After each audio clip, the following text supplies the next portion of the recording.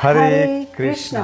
प्रेक्षक हो, आपले गीता जीवनीमध्ये स्वागत आहे. भगवद्गीता जशी आहे तशी, अध्याय 6, श्लोक क्रमांक 38. कच्चिन्नो भय विभ्रष्ट छिन्नाभ्रमिव नश्यति अप्रतिष्ठो महाबाहो विमूढो ब्रह्मणः पथी. भाषांतर. हे महाबाहो कृष्ण, ब्रह्मप्राप्तीच्या मार्गावरून भ्रष्ट झालेला असा हा मनुष्य आध्यात्मिक आणि भौतिक यशोमार्गावरून कोणत्याही दिशेला स्थित नसलेल्या छिन्न विछिन्न ढगाप्रमाणे पतित होऊन भ्रष्ट तर होत नाही ना? तर प्रेक्षक हो, मागील श्लोकामध्ये आपण पाहिलं की अर्जुन श्रीकृष्णांना प्रश्न विचारतो की जो मनुष्य आत्मसाक्षात्काराच्या मार्गाचा श्रद्धेने स्वीकार तर करतो, परंतु नंतर सांसारिक आसक्तीमुळे मार्ग भ्रष्ट होतो आणि त्यामुळे तो आध्यात्मिक यशही मिळवू शकत नाही, तर अशा मनुष्याचं पुढं काय होतं? आणि या श्लोकामध्ये अर्जुन विचारत आहे की असा मनुष्य कोणत्याही दिशेला स्थिर नसल्यामुळे भ्रष्ट तर होत नाही ना? प्रेक्षक हो, आध्यात्मिक पथावर चालत असलेल्या साधकाच्या मनामध्येही असा प्रश्न येतो की मी आत्ता तर भगवंतांची भक्ती करत आहे, परंतु ती मी पुढेही करू शकेल का? उदाहरणार्थ, तरुण मुलं विचार करतात की आत्ता तर मी भक्ती करत आहे, परंतु मी कॉलेजमध्ये गेल्यावर किंवा हॉस्टेलमध्ये राहत असताना किंवा नोकरी लागल्यानंतर किंवा नोकरीमध्ये बदली झाली तर किंवा लग्न झाल्यानंतर मला माझी साधना करता येईल का? आणि समजा मी ती करू शकलो नाही, तर मग मी या भौतिक जगाचाही राहणार नाही आणि आध्यात्मिक जगाचाही राहणार नाही. मग काय? म्हणून अर्जुन विचारतो की जो ब्रह्मप्राप्तीच्या मार्गावर चालत आहे, परंतु काही कारणांनी त्या मार्गावरून भ्रष्ट झाला, तर अशा मनुष्याचं काय होतं? प्रेक्षक हो, आध्यात्मिक मार्गावरून भ्रष्ट होण्याची अनेक कारणं आहेत. त्यातील एक म्हणजे वैष्णव अपराध. जर कोणी भक्तांप्रती अपराध केला, म्हणजे वैष्णवांची निंदा केली, त्यांचा अपमान वगैरे केला, तर ते भगवंतांना मान्य नसतं. दुसरं कारण म्हणजे दुटप्पी वागणं, म्हणजे भक्तांसमोर भक्तांसारखं वागणं, परंतु भौतिक जगामध्ये भौतिकवादी मनुष्यासारखंच वागणं होय. असा मनुष्यही भक्तिपदापासून भ्रष्ट होतो. जीवनामध्येही चढ उतार चालू असतातच, त्यामुळेही मनुष्य हताश होऊन भक्तिमार्गाचा त्याग करतो. त्याचप्रमाणे चंचल मनामुळेही मनुष्य भक्तिमार्गावरून भ्रष्ट होतो. अशी अनेक कारणे असू शकतात. परंतु मुलांकडून कितीही चुका झाल्या तरी आईवडील त्यांचा त्याग करत नाहीत.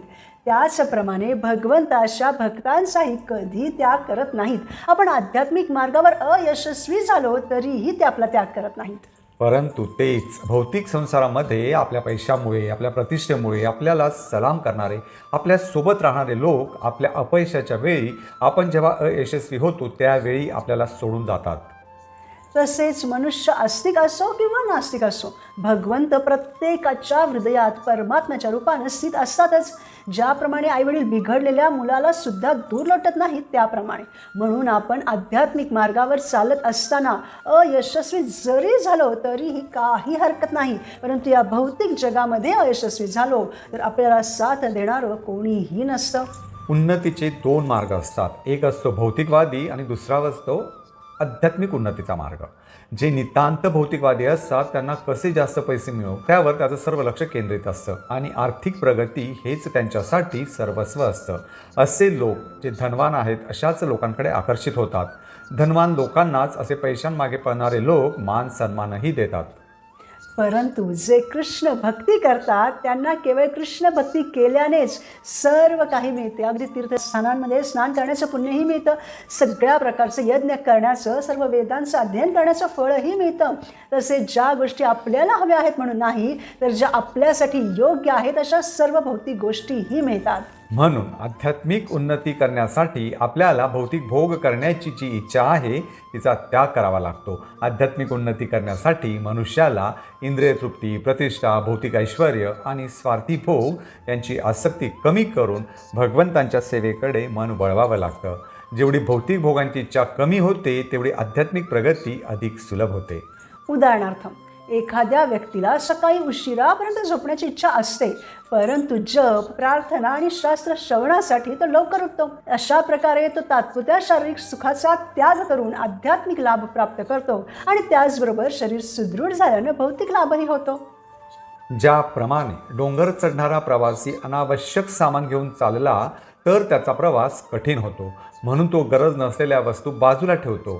त्याचप्रमाणे भौतिक आसक्तींचं ओझं कमी केल्यानं आध्यात्मिक मार्ग सुलभ होतो.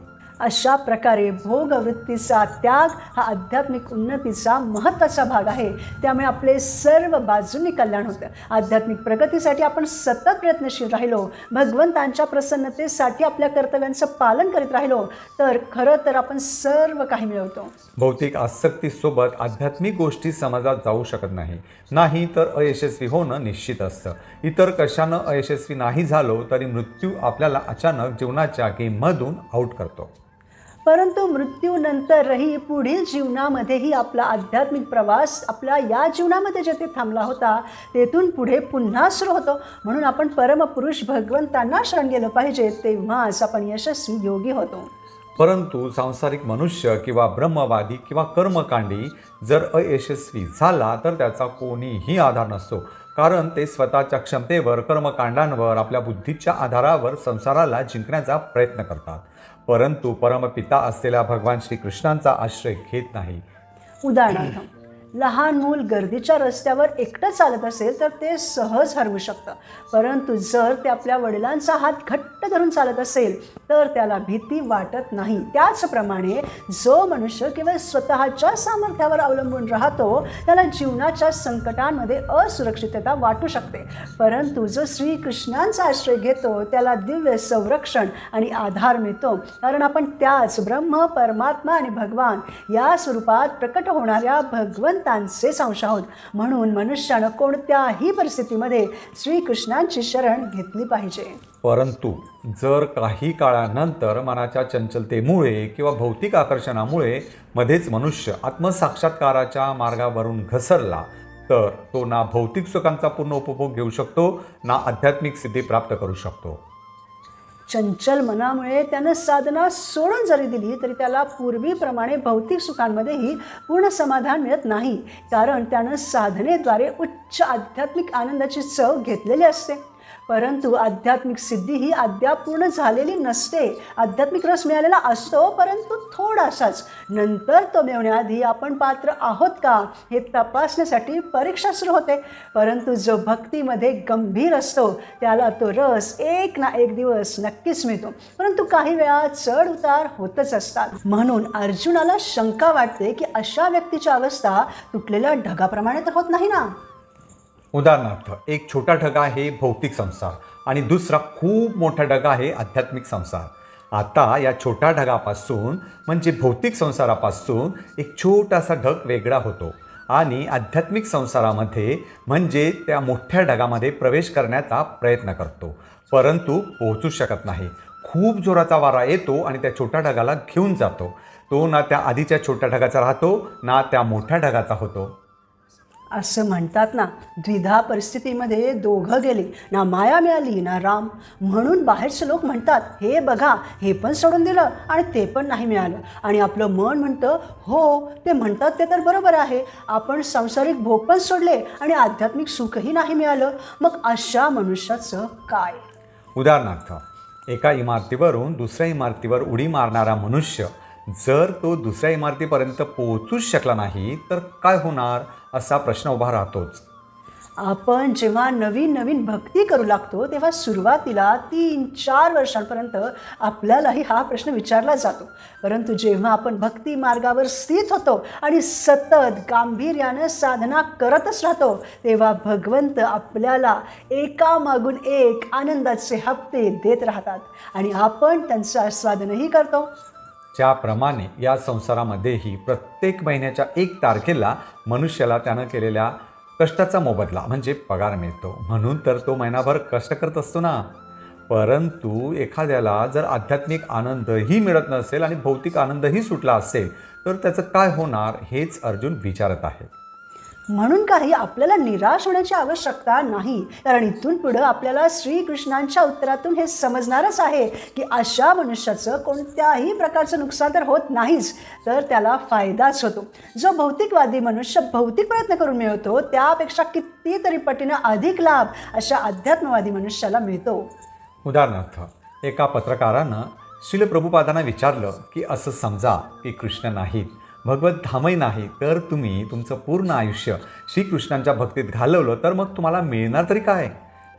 तेव्हा प्रभुपाद म्हणाले की आम्ही आमचं संपूर्ण आयुष्य उत्तम प्रकारे जगलो. आम्ही घाणेरडं अस्वच्छ खात नाही, तर उत्तम सात्विक अन्न खातो, सुखी राहतो, चांगल्या प्रकारे भक्ती भजनामध्ये लागलेलो आहोत. आनंद तर मिळतच आहे. तरीही जीवनाच्या शेवटी असं समजलं की कृष्ण नाहीत, आध्यात्मिक जगतही नाही, तरीही नुकसान काय आहे? कारण आम्ही जे जीवन जगलो ते उत्तम गुणवत्तेचं जगलो, उत्कृष्ट जीवन जगलो. भक्तांचं जीवन शांत असतं, उत्तमच असतं, कारण ते योग्य वेळी झोपतात, योग्य वेळी झोपेतून उठतात, योग्य अन्न ग्रहण करतात, भगवंतांसमोर नाचतात, गातात आणि ऑफिसमध्ये जात असले किंवा व्यवसाय करीत असले, शिक्षण घेत असले किंवा घर सांभाळत असले तरीही सकाळी उठून आपली साधना करतात, श्रवण कीर्तन करतात, भगवत प्रसाद घेतात, गीता भागवत वाचतात, परिवारासोबत टाळ्या वाजवत कीर्तन करतात. त्यांचं जीवन तर अति आनंदात असतं. उत्कृष्ट सर्वोत्तम स्तराचं जीवन केवळ भक्तच जगू शकतो. म्हणून तर तो सतत आनंदी राहतो. म्हणून भक्ताचं कधीही नुकसान होत नाही. लोकांना असं वाटू शकतं की कृष्ण भक्ती केली तर सगळं काही सोडावं लागेल, तर नाही. कृष्ण भक्ती करणारेही नोकरी व्यवसाय करतात, लग्न करतात, मुलांना जन्म देतात, त्यांचं उत्तम प्रकारे पालन पोषण करतात, त्यांना छान म्हणजे भौतिकतेबरोबर आध्यात्मिक शिक्षणही देतात. म्हणजे भक्तही सर्व काही करतात, परंतु त्यांची चेतना कृष्णमय असते. हाच भौतिकवादी आणि अध्यात्मवादी मनुष्यामध्ये असलेला जमीन आसमानाचा फरक आहे. परंतु मग प्रभुपादांनी त्या पत्रकाराला उलटा प्रश्न विचारला की तू सांग, तू भक्ती तर करत नाहीस आणि जीवनाच्या शेवटी तुला समजलं की श्रीकृष्ण आहेत, आध्यात्मिक जगतही आहे, तर तुझं काय? तुझं तर इथंही भौतिक ते जीवन उद्ध्वस्त आहे आणि त्यामुळे तू पुढेही आध्यात्मिक विश्वात पोहोचू शकणार नाहीस. परंतु भक्ती करणारा जरी पुढे या जीवनात आध्यात्मिक विश्वात पोहोचू शकला नाही, तरी पुढील जन्मामध्ये त्याच्याकडून अपूर्ण राहिलेली भगवंतांची भक्ती पूर्ण करणारच आहे. या जीवनात केलेली भक्ती नष्ट होणार नाही. म्हणूनच दिव्य साक्षात्काराचा प्रत्यक्ष आणि परमश्रेष्ठ मार्ग म्हणजे भक्तियोग किंवा कृष्ण भावनाच होय. कारण ब्रह्मवादी ब्रह्मज्योतीमध्ये विलीन होऊ इच्छितात, तर काही लोक परमात्म्याच्या साक्षात्कारासाठी प्रयत्न करतात, परंतु भक्त भगवान श्रीकृष्णांच्या चरणकमळांशी प्रेममयी सेवा प्राप्त करण्याची इच्छा बाळगतात. त्यामुळे भक्तियोग हा ब्रह्म साक्षात्कार आणि परमात्मा साक्षात्कार या दोन्हींपेक्षा श्रेष्ठ मानला जातो, कारण त्यामध्ये भगवंतांच्या पूर्ण व्यक्तित्वाचा साक्षात्कार होतो. उदाहरणार्थ, पर्वताच्या दुरून केवळ त्याच्या अस्पष्ट रूपरेषा दिसतात, जवळून त्यावरील झाडं, नद्या, मार्ग दिसतात, तर पर्वतावर प्रत्यक्ष राहणाऱ्या मनुष्याला त्या पर्वताचं संपूर्ण ज्ञान असतं. त्याचप्रमाणे ब्रह्मवादी आणि परमात्मावाद्याच्या साक्षात्कारासाठी प्रयत्न करणाऱ्या लोकांना भगवंतांपर्यंत पोहोचण्यासाठी अनेक जन्म लागतात. कारण ते आध्यात्मिक मार्गावरून थोडे जरी विचलित झाले तरी ते पुन्हा भौतिक जगामध्ये पतित होतात आणि अनेक जन्म घेऊन पुन्हा त्याच प्रक्रिया साधून शेवटी त्यांना भक्तच बनावं लागतं. भक्त बनल्याशिवाय ते भगवत धामात जाऊ शकत नाही. त्यामुळे भक्तियोगच सर्वोच्च योग आहे. भक्तियोगी थेट भगवान श्रीकृष्णांनाच शरण जात असल्यामुळे त्यांची प्रगती अधिक सुरक्षित आणि वेगवान होते. म्हणून भक्तियोगाचं वैशिष्ट्य असं की ज्या ध्येयापर्यंत ज्ञानयोगी किंवा ध्यानयोगी अनेक जन्मात पोहोचतात, त्या भगवंतांच्या शरणागतीपासून भक्तियोगी सुरुवात करतो. त्यामुळे भक्तियोग हा सर्व योगांचा परिपूर्ण आणि सर्वोच्च मार्ग मानला जातो. भगवंतांच्या प्रेममयी सेवेशिवाय वैकुंठ किंवा गोलोकातील नित्य संबंधाची प्राप्ती होत नाही. म्हणून अखेरीस प्रत्येक साधकाला भक्तीचा आश्रय घ्यावाच लागतो. म्हणून प्रेक्षक हो, जीवनात आनंदी राहण्यासाठी आपण स्वरूपतः आध्यात्मिक आहोत आणि भगवंतांचे अंश आहोत हे जाणलं पाहिजे आणि परमपुरुष भगवंतांना शरण जाऊन यशस्वी योगी बनलं पाहिजे. पुढील भागात आपण भगवद्गीतेच्या 6व्या अध्यायातील पुढील श्लोकांवर मनन करू. भक्तियोग हाच दिव्य साक्षात्काराचा प्रत्यक्ष आणि परमश्रेष्ठ मार्ग आहे हे जाणूयात आणि भक्ती मार्गावर स्थित राहूयात. धन्यवाद. हरे कृष्ण.